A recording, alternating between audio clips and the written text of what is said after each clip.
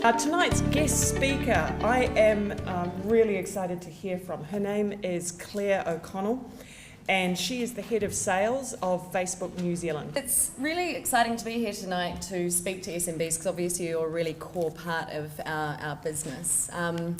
And I've been really lucky over the years, or I've had a really interesting seat at this social media evolution or revolution, being that I joined in 2006. And I joined completely accidentally. I was working for News Limited, selling advertising for their sort of news and magazine sites. And Rupert Murdoch had just bought MySpace, and he brought it over to Australia as an advertising platform, and they made me join MySpace. And I was gutted. I was like, cringe, I've got to put an online profile of myself. That's so embarrassing. This social networking thing is never going to take off. And I'm not wrong about many things, but I'm very happy to say that I am extremely wrong about this. So on Facebook today, we've got 1.15 billion active monthly users. These are actually old numbers, they're from June. Our third quarter financial results are coming out tomorrow, so they'll be updated then, but this is our sort of public number. So that's 700 million people a day. That's 10% of the globe are using Facebook every single day. And what blows my mind about that isn't so much just the sheer volume of people who are using Facebook, but it's the technological challenge that presents our engineers. It's absolutely fascinating to hear them talk about it, because it's not just one website with one set of content that everybody's logging into and seeing the same thing. It's 700 million individual newsfeed pieces of content which are updated every second and judging what kind of content is the most relevant to that particular person. So we've got data centres the sizes of multi-football fields in the States and also in Sweden, processing heaps of data the whole time.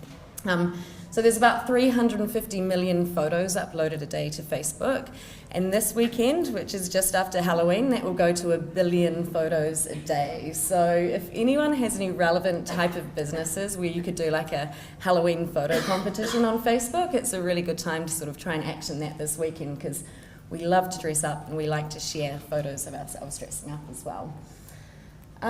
So in New Zealand, these numbers are just as impressive. We've got 2.4 million active users in New Zealand, 1.7 million a day, so about 39% of our entire population is logging into Facebook every day. We're a really engaged audience. We've actually got a higher percentage of our population than most people, most other countries, except for Australia. But we spend longer on Facebook than Australia. So on average, we spend about 10.5 hours a month. So if you think about that as an average, you've got some people who log in once a month, and you've got some people who are spending over 100 hours a month on Facebook. So we are very social people. One interesting thing that I find quite interesting about Facebook New Zealand is we get to see Facebook behaviours, and we get to index ourselves against other countries around the world. And if you look at New Zealanders' usage of Facebook compared to the rest of the globe, you can see that we're really social. We like to like and we like to comment on each other's things. We like to sort of engage with people. We upload a lot of photos. We upload a lot of baby photos and a lot of scenic photos. A lot of photos of food, which not as much as America. They upload a lot more photos of food. But we really under-index in status updates. So I think that's quite a reflection of our psyche, that we're quite social, but we don't like to shout about things that we're doing ourselves. So just a little interesting side note there. So social media's brought about a really interesting time for SMB marketers, because it's really levelled the playing field in some respect. And I'll explain to you why. So in the 1950s, TV overtook radio as the most time spent with any media. So people would come home, they'd sit around the TV, they'd watch telly all together, and prime time was born. Between 6 and 9 p.m, everyone was watching TV. So in order to play in this prime time, you needed huge budgets. You needed huge creative budgets, and you also needed huge media budgets to reach these types of people. So it was really reserved, prime time was really reserved for the big boys. Now what's happened very recently, like only a couple of months ago, for the first time another media has overtaken TV as the time that people spend most time with, and that's online, and that's mainly been driven by mobile. So we spend more time on mobile web than we do on desktop web. People have their mobiles with them 2 hours for all but 2 hours of their waking day. And if you believe a recent study published in the Daily Mail, on average we check our mobiles 100 times a day and up to 900 times a day. And the time when we're most checking our mobile is prime time. It's between 6 and 9 p.m. at evening. So this is a photo that I really like that demonstrates how quick this move to mobile has been. And this was the Pope's, sorry for those people over there who can't see it. This is the Pope's inauguration in 2005 for Pope Benedict. 8 years later, same scene. This is the Pope's inauguration for Pope Francis. So it just shows how quickly this switch to mobile is happening. 88% of New Zealanders between 25 to 49 check Facebook while they're watching TV, and the main reason they check Facebook is to avoid the TV ads. So as a small to medium-sized business, you've got a really, really good opportunity to get your brand in front of people while they're watching TV, while they're checking Facebook, and poor old Coke is going to pay millions and lose those eyeballs. 1 in 5 minutes spent on mobile web is spent on Facebook. So Facebook dominates all time spent on mobile. So it's a really, really great opportunity for small to medium businesses to use that medium to get in front of their right type of audience. So the other reason why Facebook is a great way for small to medium businesses is because we've got really, really accurate targeting. So when you generally buy media, you buy TV, you buy press, there's a huge amount of wastage. You hope that you're hitting your right type of audience, but you're not 100% sure in general. Because we have real identities, and on Facebook you're your real self, and you're connected to your real family and friends, and you also connect to all the things that you're interested in and all the things that you care about. We've got some really rich data that allows you to reach the right type of audience. So for example, I saw a couple of beauty brands out the back there. We've got 110,000 females in Auckland who are interested in beauty products. Maybe you wanted to send your product overseas and export to Australia, then you've got 1.186 million females in Australia where you can try and send your beauty products for. Actually, Facebook targeting is used a lot for businesses in New Zealand who are trying to find a market overseas. New Zealand's quite a small market. We quite often have to look overseas. And it's so easy. You can go onto the self-serve platform yourself, type in your target country, and target the right type of audience there. Education New Zealand use that a lot to attract students to come over to New Zealand. I also saw a lot of business-to-business companies back there. We have got 114,000 small businesses identified on Facebook. And we can identify those people because they're using Facebook pages and they're running advertisements to promote their own business. I also saw some dating companies out the back there. You can target single people on Facebook. I haven't got the numbers here, but there's quite a lot of them. And usually if you list on your profile that you're single, you really want to find somebody else. The other really interesting thing about this Facebook targeting isn't just about growing your business and finding the right types of customers, but you can be really relevant with your advertising. So for the case of the dating, you'd probably want to target the men with a photo of a good-looking woman and the females with a targeted photo of a good-looking guy. So you can be really relevant with your messaging and your creative to make sure that that message that you're sending your target audience is really resonating. Who else? I saw paintball, target guys who like paintball and adventure type activities, and probably most men, and also anti-aging. I don't think you even need to go into likes and interests there. It's just about any female over the age of about 30 would be interested in that. But there's some really detailed targeting in there, like if you've got a computer repair store, you can target people who are using old computers, because we know that when you're on Facebook, we can tell what type of operating system you're using, and we can tell if you're using a really old computer. You can target technology early adopters because Facebook is one of the very first things that people download on their phone.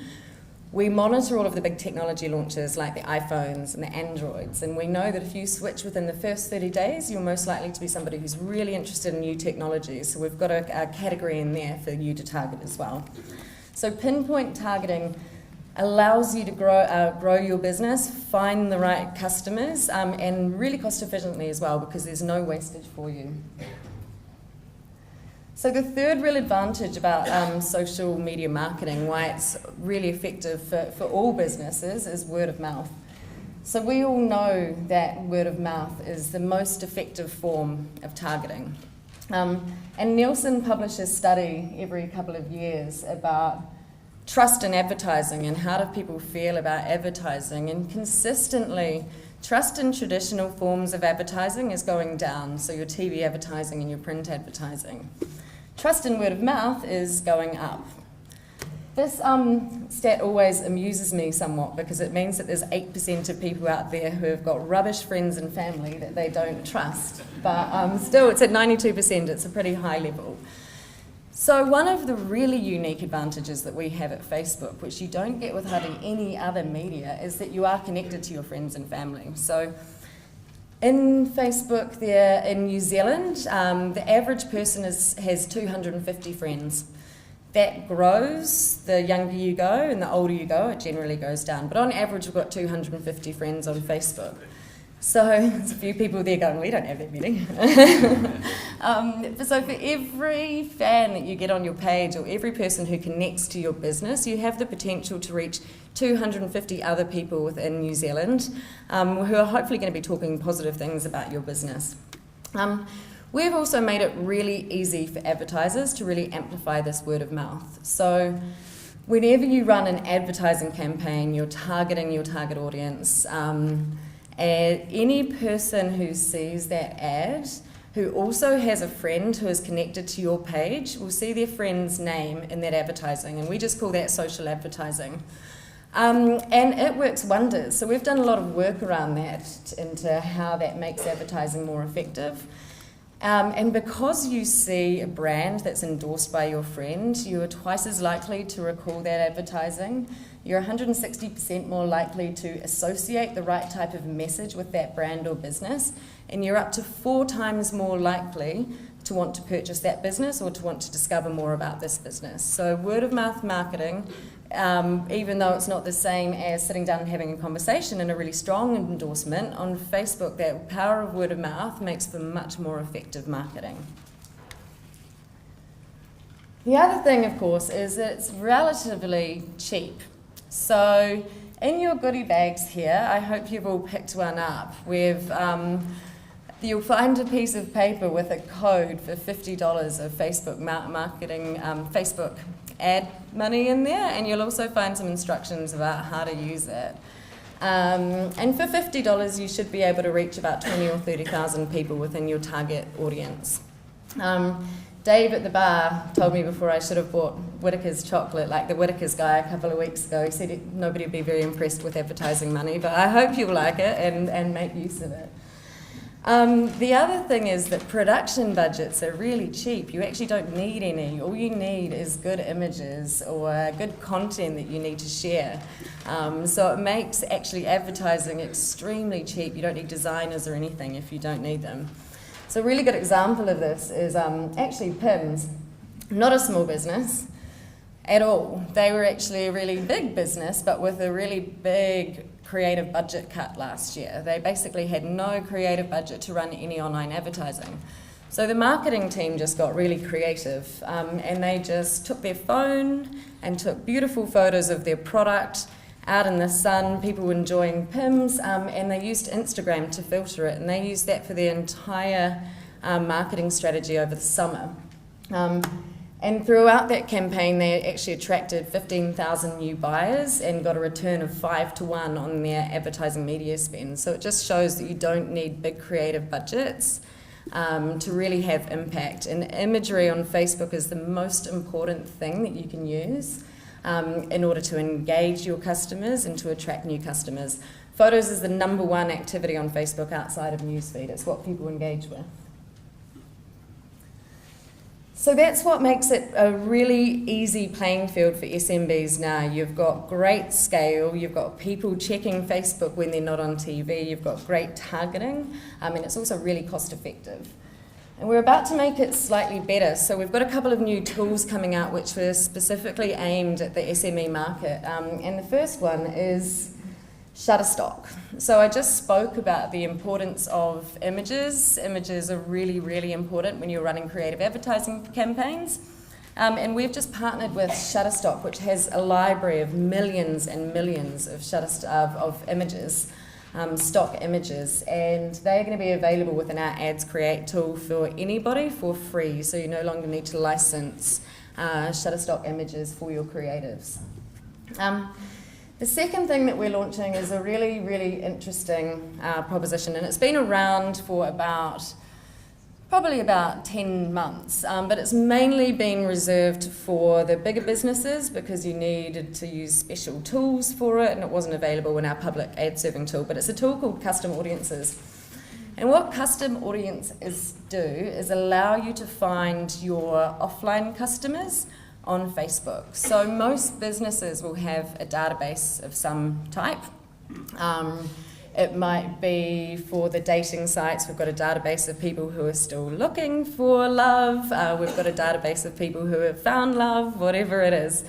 And custom audiences allows you to take the email address and phone number, or however you've got that database, segment and create your own audiences, put it into a system, it gets encrypted or hashed or anonymized or whatever, sent to our servers, and we match it with that same data on our servers. So everyone on Facebook has to use an email address or phone number to log in.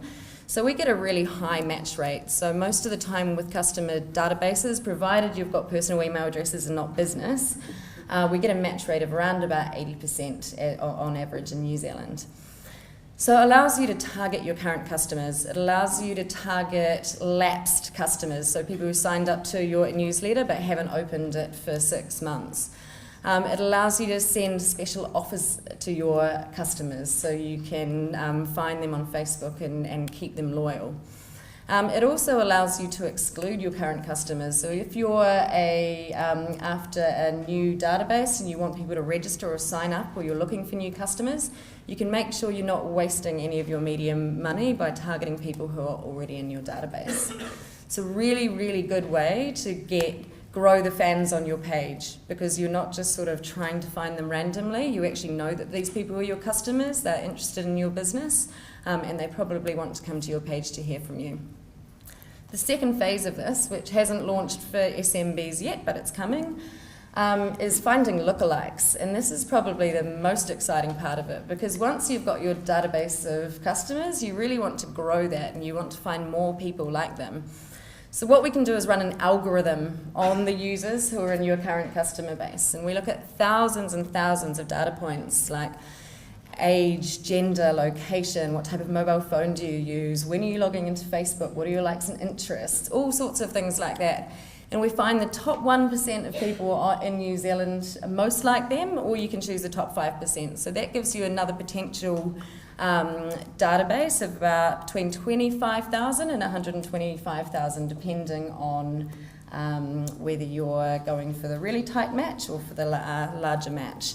And that's a really effective tool in finding new customers. So we see the likes of TripAdvisor, Skyscanner, loads of big global advertisers using that, and they've cut their cost per new customer acquisition by about between 50 and 30%. Custom audiences, lookalikes. Yeah, so you've got your customers, you just find people a lot like them. Yeah, so that's coming. That'll probably roll into the public advertising tool early next year. So I'm going to spend the last wee while giving you just a few tips, and because I've got a really short time with you today, 20 minutes, it's not long enough to give you all the tips and tricks or teach you everything I know about Facebook, but I'm going to give you 4. So can I have a hand up in the audience if you currently have a Facebook page for your business? Good, I'm going to pretend that's all of you, but maybe 50%. Okay, after tonight I hope you all go out and create one. I actually saw there's a few companies back there who are advertising their social media services, so you might want to go and seek them out afterwards. There we go, somebody's waving in the back. So tip number 1, get the right fans on your page. So when we launched fan pages about 4 or 5 years ago, whenever it was, it became a real vanity play. It was just like, we just want to get as many people on our page as possible, and we don't actually care if they're our current customers or not. It's the bad way to do it, because basically you end up with a whole lot of people on your page who are really unengaged with your brand. They cross out all your messaging and newsfeed, which affects your distribution, and you can't learn anything from them. The ideal fan page is to have your real customers, your most loyal customers, who you're going to engage with your messaging, who will share it with your friends, become advocates, and who you can learn from. Second tip is I always get asked, like, what do I talk about on Facebook? And what you talk about is really important because you're representing your business, but the other thing that's really important is that this is a social platform. It's all about engagement, and you need that content that you're publishing out to engage your audience. The reason why this is really important is because there's an algorithm in the newsfeed. So because we're all connected to so many pages and people and events and groups, newsfeed can get really cluttered. In fact, on average, most people would have about 10,000 pieces of content going through newsfeed a day if we didn't try and sort it for them. So there's an algorithm for newsfeed that tries to show everyone the most relevant content. Generally, that's from friends, but also pages, anything else that you're connected to. Because, again, on average, people are connected to about 60 pages in New Zealand, it's harder and harder to be the most relevant piece of content going into newsfeed at that particular time. And the one piece of data that we have that the engineers use to work out whether that particular piece of content that you're publishing is relevant enough to get into somebody's audience, to their newsfeed, is engagement. So you need to create engagement in order to generate reach. So engagement on your post is important, but unfortunately, because it is so important, what's happened is that we've ended up with what we like to call stick a cat on it syndrome. And a lot of businesses now know that people love cats and they're going to share cats, so they just start posting photos of cats. That is a bad thing to do, because unless you're a pet food company or a cattery or something like that, it's probably not going to drive any business results for you, but you will get a few shares. That, by the way, I love that thing. It's called Grumpy Cat. It's an internet sensation. It's got about 3.5 million fans on Facebook, and it made the cover of the Wall Street Journal this year. So there's not any random cat that I've stuck up there. So what you need to do is align your publishing to business objectives. So all types of businesses are going to have different business objectives, but it might be that you want to build loyalty. So you want to reward your fans, you want to do giveaways, you want to do exclusive offers for your fan base, or maybe you just want to engage them or learn from them. A small business that I love following is actually a company in the UK, which is like a homeware design company, and they do Fan Photo Friday every Friday, and they set a theme and they get people to share their photos, and it's a really great way to reward their fans, and it generates huge amounts of engagement. Your business objective might be to be useful. You want to inform people about financial services or what's going on in the market. You might want to get your brand personality out there. You might want to drive traffic to your website. You might want to drive traffic in store. Whatever it is, make sure that your page fits in with your business objectives and design your content around there. It doesn't have to be one objective. Most of the big brands that we work with will have 3 content pillars or 3 different business objectives and rotate. So really important to align to business objectives if you actually want social media to affect your bottom line. The third thing is listening, and this is listening in a whole lot of ways. So I just talked about publishing content which is going to engage your audience but also aligns with your business objectives. So once you've developed your content strategy, look at insights and actually work out what is engaging them. Listen to how people are actually responding, and then adapt your publishing to fit with what people are actually after. The second way about listening is getting your fans involved. So one of my friends owns Dollop Puddings, and they do a really good job about every time they're developing a new product, they post all their product ideas out on the page and they get feedback from their fans, like, do you prefer rice pudding or would you rather have like a custard and berry compote? And they get people to vote, and then that product goes into development. So it's a really nice way to do market research within your page.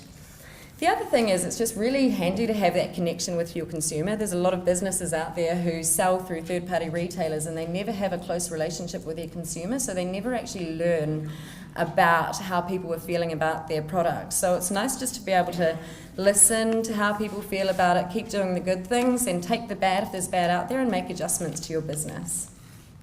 Okay, lastly, I think I'm getting the edits out. Is use all the learnings that you've got from the page, use all the learnings that you're getting from the likes of your page to grow your business, and use our targeting tools to go out and find more customers. When you're targeting and growing your business through our targeting sectors, you've already got this great group of loyal fans on your page where you can test out messages and works what resonates. Once you know what's working with your loyal customers already, then they're the types of messages that you should be shooting out to end up growing your business. So that is all I had time for, unfortunately. Hopefully I've managed to inspire you slightly about the scale and the opportunity that there is within Facebook. And this is just Facebook. There's other social media out there also, but we've got the biggest scale at the moment.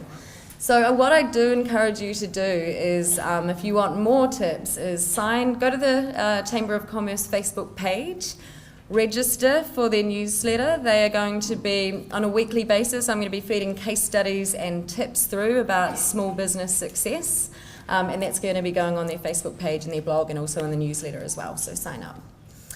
Thank you very much. Thank you.